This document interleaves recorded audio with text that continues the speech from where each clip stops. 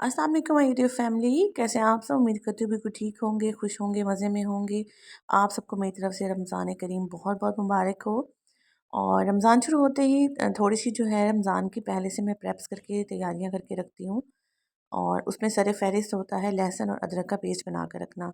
तो एक तो ये हर खाने का बहुत इंपॉर्टेंट जूस है। दूसरा जो मैं अफ्तारी में पकौड़े बनाकर तैयार करती हूँ, उसमें भी मैं ये लहसुन अदरक का पेस्ट लास्ट में शामिल करती हूँ, क्योंकि ये पकौड़ों को ज़ूद हज़म बनाता है और हमारे हर खाने का तो ये मेन पार्ट होता ही है।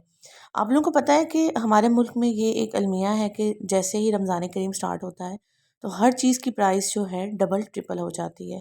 तो इस लिहाज से भी मैं कोशिश करती हूँ कि लहसुन और अदरक को लेकर उसका पहले से पेस्ट बना कर रख दिया जाए, और इस तरह से ये बहुत इकोनॉमिकल भी हो जाता है और हमारे लिए आसानी भी रह जाती है। तो इसको बनाने के लिए मैंने आधा किलो अदरक ली थी, उसको अच्छे से पील करके उसका छिलका उतार के उसको अच्छी तरह से वॉश कर लिया है। और आधा किलो ही मैंने ये लहसुन लिया था और इसको भी छील कर अच्छे से वॉश करके रख लिया है।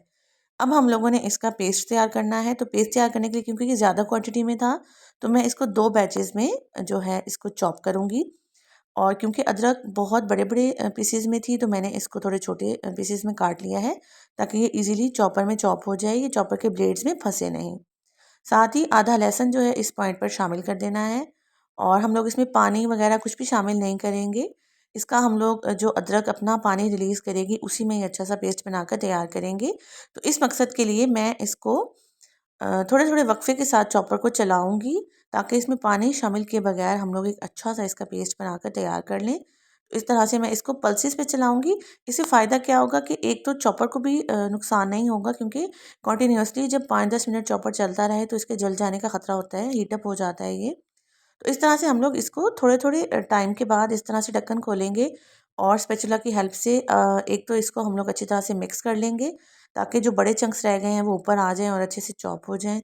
दूसरा, इस तरह से हमारे चॉपर को हल्का-सा रेस्ट भी मिलता जाएगा। और 2 बैचेज़ में इसको करने का मकसद भी यही है कि एकदम से चॉपर पे बर्डन ना आए।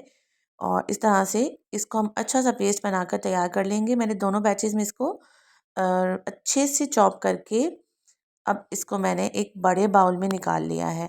अब सबसे पहले जो है मैं आप लोगों को इसको फ्रीज़ करने का तरीका बताती हूँ। बहुत ही सिंपल सा तरीका है। हम लोगों ने इस तरह से आइस क्यूब्स की जो है वो ट्रेज़ लेनी है, और उसमें इसको पेस्ट को हम लोगों ने फिल करके अच्छी तरह से बैलेंस कर लेना है। तो आप लोग ये ख्याल रखिएगा कि ये जो आइस क्यूब की ट्रे है इसको आप लोग सिर्फ इस पर्पस के लिए इस्तेमाल करेंगे, क्योंकि इसमें लहसुन और अदरक की ऑब्वियसली स्मेल होती है, तो वो आ जाएगी। तो हम लोग इसको बाद में बर्फ़ बनाने के लिए इस्तेमाल नहीं करेंगे, इसलिए मैंने ये सिर्फ 3 ट्रेस जो हैं इस तरह से इस्तेमाल कर रही हूँ, ताकि इनको जो है सिर्फ इस मकसद के लिए मैं इस्तेमाल करूँ, लहसुन और अदरक का पेस्ट फ्रीज़ करने के लिए। तो ये देखिए, ये तीनों ट्रेस अच्छे से फिल अप हो गई हैं। इनको अब मैंने कर देना है साइड पे। और क्योंकि जो लहसुन और अदरक का पेस्ट था वो ऑब्वियसली आप लोग देख रहे हैं कि ज़्यादा था, तो इसको और मज़ीद जो है फ्रीज़ करने के लिए मैंने इस तरह से एक गहरी प्लेट ली है, और मैं जो ये पेस्ट है इसको थोड़ा सा इसमें भी इवनली स्प्रेड कर दूंगी, और इसको भी हम लोग फ्रीज़ कर लेंगे। ये भी इजीली प्लेट में से जो है डीमोल्ड भी हो जाता है, और आसानी से कट करके हम लोग इसको थोड़े बड़े पीसेस में भी रख सकते हैं, कि अगर हम लोगों ने किसी खाने में कुछ ज़्यादा पेस्ट यूज़ करना हो तो उसमें हम लोग इसको बड़े पीस को आराम से शामिल कर लेते हैं। तो देखिए, मैंने 3 प्लेट्स ली थी, और उनमें जो है ये मैंने लहसुन अदरक का पेस्ट जो है इसको अच्छी तरह से फैला लिया है। और देखिए, तमाम प्लेट्स और आइस क्यूब्स की जो ट्रेस थी उसमें इजीली ये हमारा लहसुन अदरक का पेस्ट जो है स्प्रेड हो चुका है। अब हम लोगों ने इसको 3 से 4 घंटे के लिए फ्रीज़र में रख देना है, ताकि ये अच्छे से सेट हो जाए। और 3 से 4 घंटे के बाद हम लोग जो है इनको डीमोल्ड करेंगे। तो मैंने 5-10 मिनट के लिए इनको पहले निकाल कर बाहर रख दिया था, और अब जो है ये इजीली डीमोल्ड हो रहे हैं। मैंने इनको एक डब्बे में डाल लिया है, एक कंटेनर में।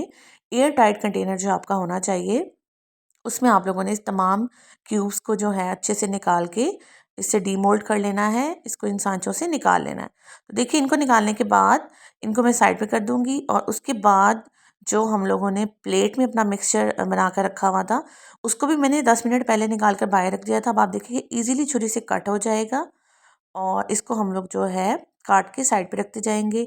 और इस तरह से ये जो है आप लोग चाहें तो इसके मज़ीद छोटे पीसीज भी कर सकते हैं, एज इट चाहे तो इनको बड़े पीसीज में भी इस तरह से काट कर रख सकते हैं। तो एक जो डब्बा है ये मेरा फिल हो गया था। उसके बाद मैंने एक और जो है वो कंटेनर लिया है, और उसमें मैं ये तमाम जो मिक्सचर है अपना डालती जाऊंगी। अगर आप लोगों को मेरी वीडियोस पसंद आती हैं तो वीडियोस को लाइक और शेयर लाजमी किया करें, और चैनल पर नए हैं तो चैनल को सब्सक्राइब करके बेल आइकन को प्रेस कर दीजिएगा, ताकि ऐसी तमाम अच्छी अच्छी वीडियोस आप लोगों को देखने को मिलती रहें। तो रमज़ान में क्योंकि हमारा मकसद यही होता है कि हम लोग ज़्यादा से ज़्यादा अपनी इबादत पर तवज्जो दें, लेकिन लेडीज़ को उसके साथ साथ खाने पीने को भी देखना पड़ता है, किचन को भी देखना पड़ता है। तो उसी हिसाब से अगर हम लोग अपना पहले कुछ तैयारी करके रख देते हैं तो हमारे टाइम की जो है बहुत ज़्यादा बचत हो जाती है। इस तरह से ये पेस्ट आप लोगों ने बस इसको दोबारा से ढक्कन लगाकर इस तरह से फ्रीज़र में रख देना है। 2 मंथ के लिए भी आप लोग इसको ईज़िली इस्तेमाल कर सकते हैं। अब ये जो मेरा मिक्सचर है ये ईज़िली ईद तक चलेगा, और बस मैंने क्या करना है, इसको निकालना है और जो भी सालन मैं तैयार कर रही होंगी उसमें मैंने इसको शामिल कर देना है। अच्छा जी, तो फ्रीज़ करने का स्टेप तो हो गया है फाइनल। अब मैं आप लोगों को बताती हूँ कि इसको हम लोगों ने फ्रिज में किस तरह से स्टोर रखना है। कुछ लोग जो है इसको फ्रीज़र में फ्रीज़ करना पसंद नहीं करते हैं, वो कहते हैं इसको हम लोग फ्रिज में रखें, लेकिन उनको ये शिकायत होती है कि ये जो है इसका कलर ग्रीन हो जाता है या टेस्ट चेंज हो जाता है। तो उसके लिए आप लोगों ने क्या करना है कि इसमें 3 खाने के चम्मच के करीब ऑयल शामिल कर देना है, और इस ऑयल को शामिल करने के साथ इसमें एक इंग्रेडिएंट मैं मज़ीद शामिल करूँगी, जो कि एक तो इसका कलर चेंज होने से बचाएगा, दूसरा इसको ज़्यादा टाइम तक महफूज रखेगा, और तीसरा इसके टेस्ट को भी ख़राब होने से बचाएगा। तो वो है जी नमक। तो नमक में ये तमाम प्रॉपर्टीज़ होती हैं कि ये खाने की जो शक्ल है उसको मेंटेन रखता है। नमक को मैंने इसमें शामिल कर देना है, और ऑयल और नमक मिलकर हमारे इस मिक्सचर को 1 महीने तक भी फ्रिज में प्रिजर्व रख सकते हैं। अब ये मैंने शीशे का जार लिया है, इसको अच्छे से धोकर सुखा लिया था, गीला बिल्कुल भी नहीं होना चाहिए। और ये देखिए, अब इस मिक्सचर को मैं अच्छे से इसमें पोर कर दूंगी, और आप लोग इस तरह से जो ये मिक्सचर है इसको फ्रीज़र में नहीं रखना चाहते हैं, आप लोग इसको फ्रिज में स्टोर करना चाहते हैं, तो इस तरीके से आप लोग इसको फ्रिज में भी आसानी से स्टोर रख सकते हैं। तो देखिए, ये तमाम मिक्सचर जो है मैंने एक बॉटल में भर लिया है। अब इस बॉटल को हम लोग टाइट कर देंगे, इसका ढक्कन लगा देंगे। अब इसको आप लोग 1 महीने तक आराम से फ्रिज में स्टोर रख सकते हैं। अगर आप लोगों को मेरी ये टिप पसंद आई है तो इसको ज़रूर ट्राई कीजिएगा, और ऐसी मज़ीद अच्छी अच्छी रेसिपीज़ और टिप एंड ट्रिक्स देखने के लिए stay tune to my channel. अपना ढेर सारा ख्याल रखिएगा, मुझे भी अपनी दुआओं में लाजमी याद रखिएगा। अल्लाह हाफिज़।